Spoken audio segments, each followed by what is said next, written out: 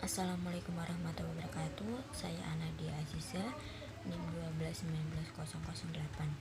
Di sini saya akan menjelaskan mengenai pengertian fintech. Fintech sendiri merupakan singkatan dari financial technology. Pada hakikatnya, fintech merupakan suatu layanan keuangan yang berbasis teknologi, di mana fintech ini sebagai suatu layanan yang inovatif dalam bidang jasa keuangan yang menggunakan sistem secara online. Contohnya itu seperti pembiayaan tagihan listrik, cicilan kendaraan, premi asuransi. Hal tersebut dilakukan secara online. Ada pula pengiriman uang ataupun pengecekan saldo dengan menggunakan mobile banking juga merupakan produk dari fintech ini. Fintech atau peer-to-peer lending ini merupakan alternatif potensial sumber pembiayaan bagi masyarakat, terutama untuk pembiayaan bagi usaha mikro, kecil, dan menengah atau UMKM. Dalam pelaksanaan operasionalnya, sistem dalam fintech peer-to-peer ini lebih sangat mudah untuk diakses baik oleh pemberi pembiayaan atau lender maupun penerima pembiayaan yang disebut dengan borrower. Kemudian ada pula fintech peer-to-peer lending syariah, yaitu layanan fintech pada bidang jasa keuangan yang berpedoman pada prinsip syariah yang menghubungkan antara pemberi dan penerima pembiayaan disertai dengan penerapan akad syariah berbasis sistem elektronik yang tersambung kepada interconnected network atau internet. Dalam istilah fintech peer-to-peer lending syariah menghadirkan sistem dengan konsep penyelenggara transaksi pembiayaan berbasis digital dengan menjauhi praktek yang bertentangan dengan syariat Islam.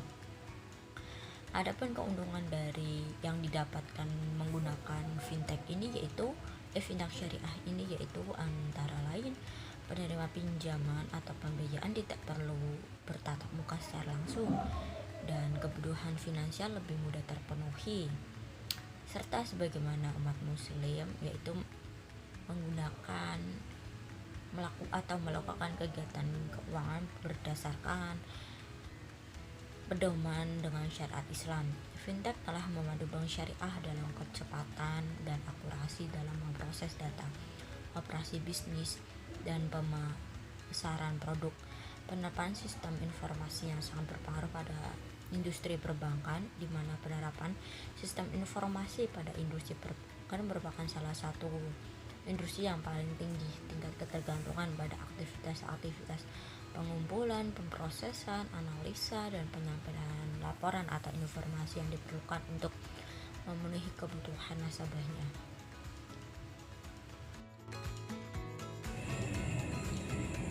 Yang kedua, dasar hukum lending fintech syariah.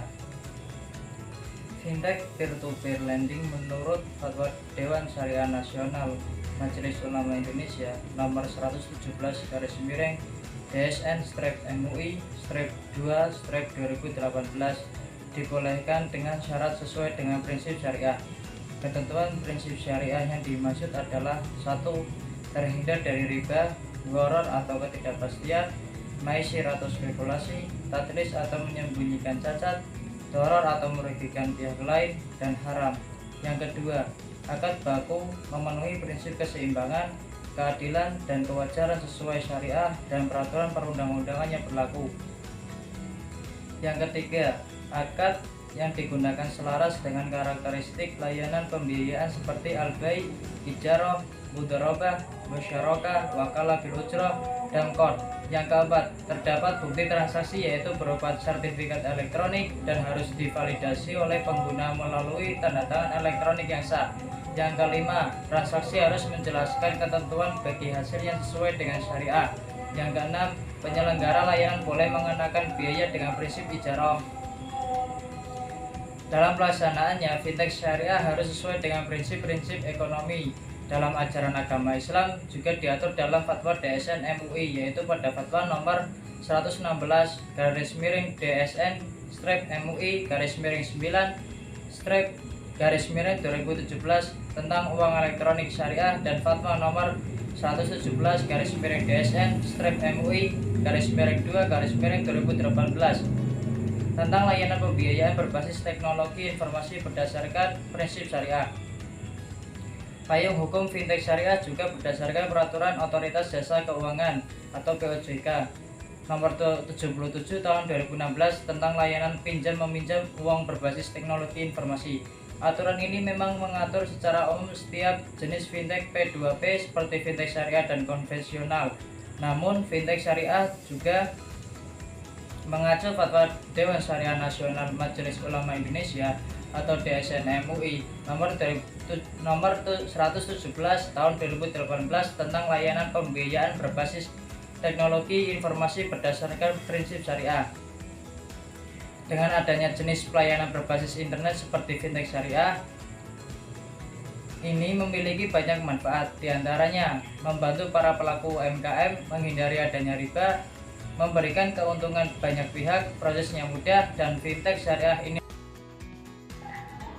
Selanjutnya tentang akad-akad yang ada dalam fintech lending syariah. Nah, akad-akad dalam fintech lending syariah ini dijelaskan dalam Fatwa DSN MUI nomor 117/DSN MUI-2/2018 tentang layanan pembiayaan berbasis teknologi informasi berdasarkan prinsip syariah. Nah, dalam hal ini konsep akad yang digunakan dalam fintech lending syariah ini ada beberapa akad, yaitu yang pertama ada akad jual beli, akad ijarah, akad musyarakah, akad mudharabah, akad qard, akad wakalah, dan juga ada akad wakalah bil ujroh. Yang pertama ada akad jual beli, yaitu adalah akad penjual dan pembeli yang mengakibatkan berpindahnya kepemilikan objek yang dipertukarkan. Nah, dalam ini dapat berupa barang dan harga. Akad jual beli dalam fintech lending syariah ini dapat dilakukan antara pemberi pembiayaan yang dalam hal ini telah dikuasakan kepada penyelenggara dengan penerima pembiayaan. Kemudian yang kedua itu ada akad ijarah, yang mana akad ijarah ini merupakan akad pemindahan hak guna atau manfaat atas suatu barang atau jasa dalam waktu tertentu dengan pembayaran ujroh atau berupah. Kemudian yang ketiga ada akad musyarakah, yaitu akad kerjasama antara dua pihak atau lebih, yang mana untuk suatu usaha tertentu di mana setiap pihak itu memberi kontribusi dana ataupun modal usaha atau rosh al-mal dengan ketentuan bahwa keuntungan dibagi sesuai nisbah yang telah disepakati atau secara proporsional, sedangkan kerugian ditanggung oleh para pihak secara proporsional. Akad musyarakah ini juga digunakan antara pemberi pembiayaan yang dalam hal ini dikuasakan kepada penyelenggara dengan penerima pembiayaan. Kemudian ada akad mudharabah, yang mana akad ini merupakan akad kerjasama suatu usaha antara pemilik modal atau sahibul amal yang menyediakan seluruh modal dengan pengelolaan, yaitu amil atau mudharib, dan keuntungan usaha dibagi antara mereka sesuai nisbah yang telah disepakati dalam akad. Adapun kerugian yang ditanggung ini ditanggung oleh pemilik modal. Akad mudharabah ini juga dilakukan antara pemberi pembiayaan, yaitu yang dikuasakan kepada penyelenggara dengan penerima pembiayaan. Jadi akad jual beli, akad mudharabah, dan akad musyarakah ini merupakan akad pilihan yang dilakukan antara pemberi pembiayaan. Dalam hal ini telah dikuasakan kepada penyelenggara dengan penerima pembiayaan. Kemudian selain itu juga ada akad qard, yang mana akad qard ini merupakan akad pinjaman dari pemberi pinjaman dengan ketentuan bahwa penerima pinjaman wajib mengembalikan uang yang telah diterimanya sesuai dengan waktu dan juga cara yang disepakati. Kemudian juga ada dalam fintech syariah juga ada akad wakalah. Akad wakalah ini merupakan akad pelimpahan kuasa dari pemberi kuasa atau muwakil kepada penerima kuasa atau wakil untuk melakukan perbuatan hukum tertentu yang boleh diwakilkan. Dan yang terakhir dalam fintech lending syariah ini ada akad wakalah bil ujroh, yang mana akad wakalah bil ujroh ini merupakan akad wakalah yang disertai dengan ketidakseimbangan berupa ujroh atau biaya. Akad wakalah bil ujroh ini digunakan oleh pemberi pembiayaan atau muwakil dan penyelenggara atau wakil disertai dengan dana talangan atau CORT sebagai dasar untuk melakukan hubungan hukum antara pemberi pembiayaan yang dalam hal ini dikuasai kepada penyelenggara dengan penerima pembiayaan. Selain itu, akad wakalah bil ujroh ini juga digunakan oleh penerima pembiayaan atau mewakil dan penyelenggara atau wakil sebagai dasar untuk melakukan hubungan yang guna penagihan utang kepada pihak ketiga atau payor. Baik, selanjutnya saya akan menjelaskan mengenai skema akad dalam penyelenggaraan vintage lending syariah. Vintage lending mempunyai beberapa konsep atau skema yang dijalankan. Di antaranya yang paling sering dipakai adalah crowdfunding dan peer-to-peer lending atau P2PL. Konsep inti dari pengembangan vintage ini adalah konsep peer-to-peer atau P2P yang sebenarnya sudah digunakan terlebih dahulu oleh Napster untuk musik sharing pada tahun 1999. Dalam hal ini, secara umum skema akad dalam penyelenggaraan vintage lending syariah adalah sebagai berikut. Yang pertama, pemberi pembiayaan menyalurkan dana melalui penyelenggara. Yang kedua, penyelenggara menyalurkan dana ke penerima pembiayaan. Yang ketiga, penerima pembiayaan mengembalikan dana melalui penyelenggara. Yang keempat, penyelenggara mengembalikan dana kepada pemberi pembiayaan. Yang kelima, pemberi pembiayaan membayar ujroh atau imbal hasil kepada penyelenggara. Yang keenam, penyelenggara memberikan ujroh atau imbal hasil kepada pemberi pembiayaan.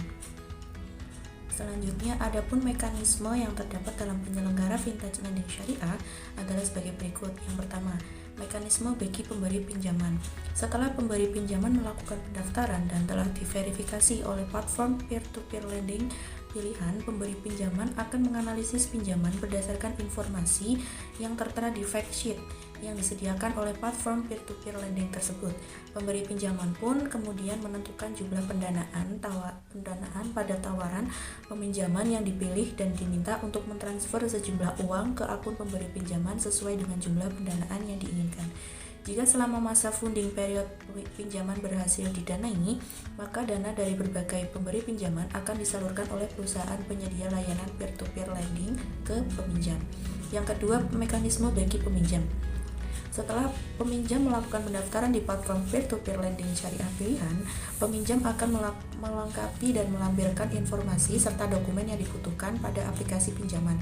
Selanjutnya, perusahaan penyedia layanan peer-to-peer lending tersebut akan menganalisis dan menyetujui aplikasi pinjaman terlebih dahulu berdasarkan laporan keuangan dan faktor-faktor lain yang sesuai dengan indikator kelayakan peminjam dari masing-masing perusahaan penyedia. Layanan peer-to-peer lending sebelum ditawarkan kepada pemberi pinjaman melalui platform dari masing-masing peer-to-peer lending. Apabila pinjaman berhasil didanai, maka peminjam harus menandatangani perjanjian yang dibuat oleh perusahaan penyedia layanan peer-to-peer lending dari para pemberi pinjaman kemudian akan dicairkan untuk peminjam. Peminjam diwajibkan untuk membayar melalui perusahaan penyedia layanan peer-to-peer. Selanjutnya, saya akan menjelaskan tentang penyelenggaraan vintage lending syariah berdasarkan Fatwa DSN MUI nomor 117/MUI/2/2018 dan POJK nomor POJK 77/POJK 01/2016 ini beberapa jenis yang masing-masing jenisnya memiliki mekanisme yang berbeda. Yang pertama, pembiayaan anjak piutang. Model pembiayaan anjak piutang dilakukan dengan memberikan pembiayaan dalam bentuk jasa pengurusan penagihan piutang berdasarkan bukti tagihan, baik disertai maupun tidak disertai talangan yang diberikan kepada pelaku yang memiliki tagihan kepada pihak ketiga. Yang kedua, pembiayaan pengadaan barang pesanan pihak ketiga. Model ini dilakukan dengan memberikan pembiayaan kepada pelaku usaha yang telah memperoleh pesanan atau surat perintah kepada pengadaan barang dari pihak ketiga. Yang ketiga, pembiayaan pengadaan barang untuk pelaku usaha yang berjualan secara online. Model pembiayaan ini memberikan layanan pembiayaan kepada pelaku usaha yang melakukan transaksi jual beli secara online pada penyediaan layanan dagang berbasis teknologi informasi yang telah menjalin kerjasama dengan penyelenggara. Yang keempat, pembiayaan pengadaan barang untuk melakukan usaha yang berjualan secara online dengan pembayaran melalui payment gateway. Model ini memberikan pembiayaan kepada pelaku usaha yang aktif berjualan secara online melalui saluran distribusi yang dikelolanya sendiri dan pembayarannya dilakukan melalui penyedia jasa otoritas pembayaran secara online yang bekerja sama dengan penyelenggara. Yang kelima, pembiayaan untuk pegawai. Model ini memberikan pelayanan pembiayaan kepada pegawai yang membutuhkan pembiayaan konsumtif dengan skema kerjasama potong gaji melalui instansi pemberi kerja. Yang keenam, pembiayaan berbasis komunitas. Dalam jenis ini, penyelenggara juga menyediakan layanan pembiayaan yang diberikan kepada anggota komunitas yang membutuhkan pembiayaan dengan skema pelunasan dikoordinasikan dengan pengurus komunitas. Jadi, secara umum terdapat beberapa prosedur yang digunakan pada pembiayaan atau pinjam-meminjam yang sesuai dengan akad syariah. Prosedur tersebut diantaranya 1. Pada website yang tersedia peminjam melakukan pengajuan peminjaman.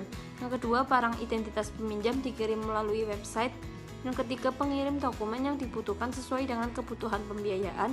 Yang keempat, tujuan dikirimkannya dokumen tersebut untuk mendukung tujuan para penyelenggara layanan dalam membantu pendanaan para pengusaha bisnis UMKM. Yang kelima, dilakukan analisa terkait kelayakan pemberian pinjaman oleh penyelenggara layanan kepada para peminjam dari segi jangka waktu dan kemampuan yang dimiliki peminjam dan pengembalian.